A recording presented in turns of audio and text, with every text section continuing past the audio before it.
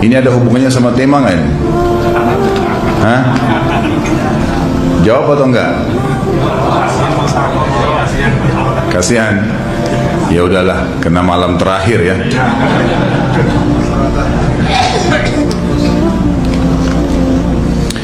Yang pertama sekali, saya menyarankan Anda saran dari laki-laki ke laki-laki. Prinsiplah dan jangan merendahkan diri di hadapan wanita. Maksudnya begini, pada saat seorang wanita yang menjadi istri Anda membutuhkan Anda, tunjukkan kebutuhan kita 1000 kali daripada dia. Dia sayang, dia perhatikan, dia siap berkorban. Kita harus 1000 kali lebih hebat daripada itu. Laki-laki memang penaung. Tapi kapan dibalik? Kalau saya pribadi, kapan dia tidak butuhkan, menunjukkan kebutuhan, saya 1000 kali tidak butuh sama dia. Untuk apa Anda merendahkan diri di depan seorang wanita yang kalau memang dia tidak bisa menjadi seorang istri? Karena kapan wanita sudah menyombongkan diri di hadapan laki-laki, tidak akan ada wibawa sama sekali. Ini poin dulu dalam pembukaan. Dan selalu saya sarankan siapapun ikhwah yang minta saran saya dalam masalah rumah tangga, yang paling pertama ini saya ucapkan, saya bukan menyuruh Anda menjadi keras, bukan. Tapi saya mengajak Anda untuk punya prinsip dalam hidup. Wibawa, pemimpin rumah tangga. Dibutuhkan kita butuh, tidak dibutuhkan ya sudah. Masih banyak gantinya. Dia mau ganti laki-laki lain, silahkan, ahlan wa sahlan, silahkan. Allah akan gantikan penggantinya yang lebih baik. Dan itu harus bisa kita punya prinsip. Memang begitu. Kalau ini kita terapkan dalam kehidupan kita, kita akan sangat mudah hidup. Terkadang subhanallah ada pengorbanan berat. Berpisah dengan meninggal, berpisah karena masalah dosa yang dilakukan oleh pasangan kita, jelas haram.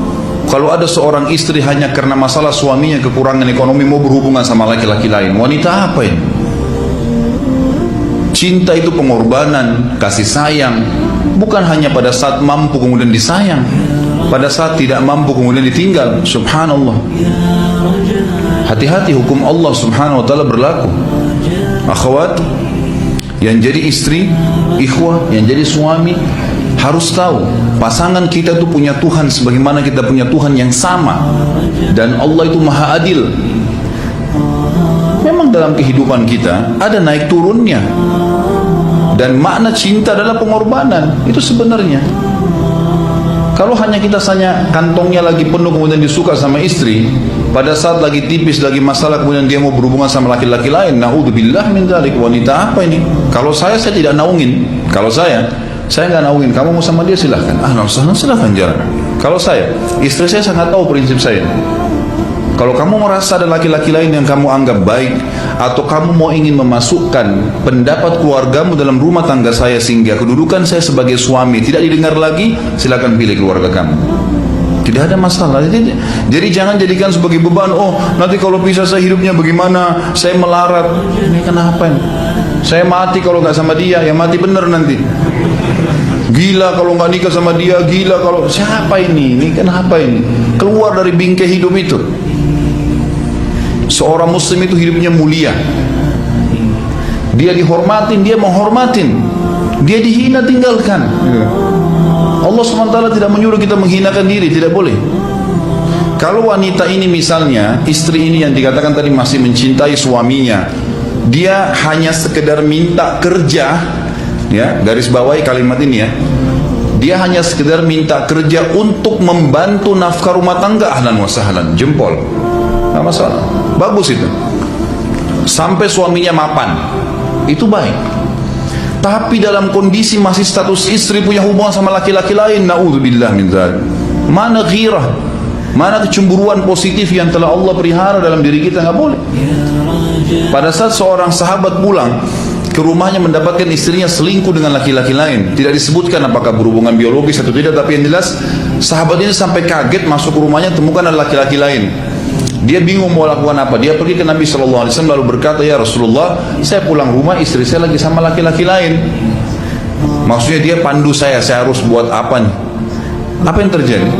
Subhanallah, Sa'ad radhiyallahu anhu, sahabat Nabi mulia, menghenuskan pedang mengatakan, ya Rasulullah, kalau terjadi pada rumah tangga saya akan penggal dua-duanya. Dua-duanya saya penggal nih.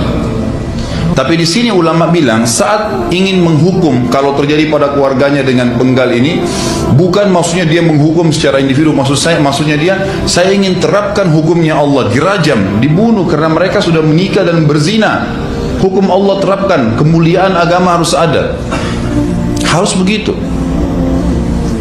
Seorang istri yang mau tinggal di bawah naungan kita sementara kita sudah berkorban di bawah terik matahari, sudah bekerja, sudah memilih dia dari sekian banyak wanita, kemudian dia mau berkorban, hormatin dia, junjung dia, lindungin dia, rangkul dia, gitu kan, bela dia, memang harus begitu. Tapi kalau masih dalam naungan, kemudian sedikit himpit masalah ekonomi lalu berhubungan sama laki-laki lain, naudzubillah, jangan dipertahankan, berbahaya sekali, gitu kan. Jangan Anda menjadi laki-laki lemah gitu. Saya kemarin ditelepon oleh dua orang sekaligus, subhanallah. Sahabat dekat telepon pada saya, laki-laki. Ustaz, maaf mau ngomong sebentar. Baik, silahkan. Ustaz, saya ini, istri saya pulang ke rumah ke kampung ayahnya ibunya karena alasan mengurus ayah dan ibunya. Akhirnya saya sama anak-anak ditinggal di sini sendiri. Setiap kali saya panggil pulang, dia bilang, sudahlah saya nggak mau pulang, kalau mau nikah lagi silahkan. Dia bahasakan begitu. Bagaimana sarannya Ustaz? Saya bilang nikah lagi. Dengan tegas saya bilang nikah lagi. Kalau tidak terbuka pintu fitnah. Perempuan itu kenapa harus pilih orang tuanya? Tidak boleh secara syar'i, nggak boleh. Sudah menerima akad nikahnya seorang laki-laki, laki-laki itu yang dinomorsatukan di atas ayahnya, nggak ada alasan. Kalau suami izinkan boleh urus orang tua, kalau nggak bisa, nggak diizinkan tidak boleh, nggak boleh. Bagaimana dia tinggalkan suaminya sama anaknya? Kaget itu saya katakan begitu. Iya, bahkan sekarang hukum poligami sudah wajib bagi Anda, nggak boleh. Wajib sekarang. Ini ragu mau melangkah seakan-akan poligami itu dosa, padahal dia ditinggal oleh istrinya. Bagaimana bisa ini? Ada laki-laki seperti ini nggak punya prinsip, harus melangkah. Dia sudah dapat jawaban saya, dikasih ini, Ustaz teman saya juga mau bicara, masalahnya sama lagi. Ustaz istri saya tinggalkan saya, Ustaz kayak mau menangis. Sebentar, jangan pakai nangis laki-laki.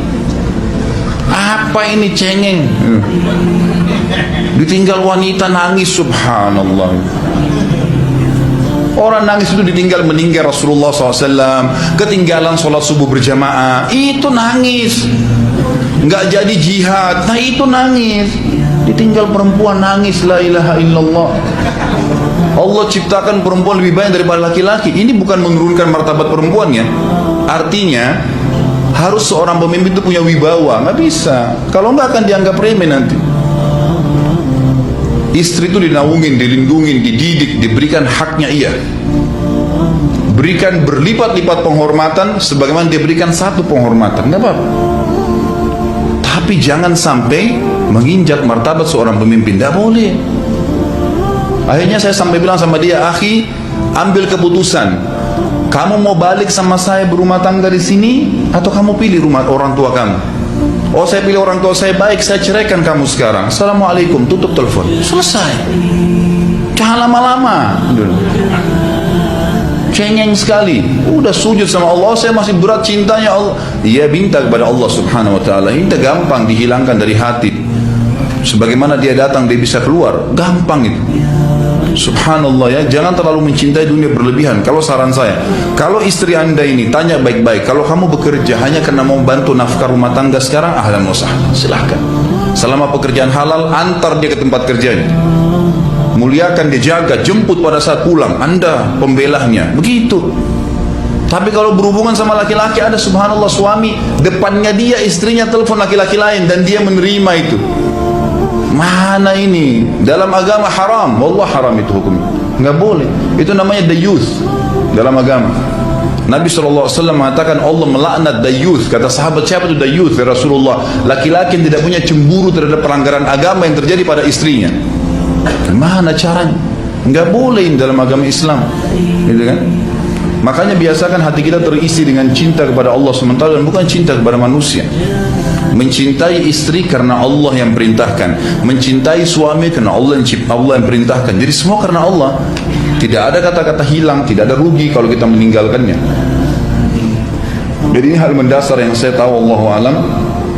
Jadi sampaikan seperti itu. Kalau wirid apa? Saran saya adalah memperbanyak istighfar kepada Allah SWT. Gunakan momen musibah itu sebagai kesempatan untuk mendekatkan diri dengan Allah Subhanahu wa taala. Begitu.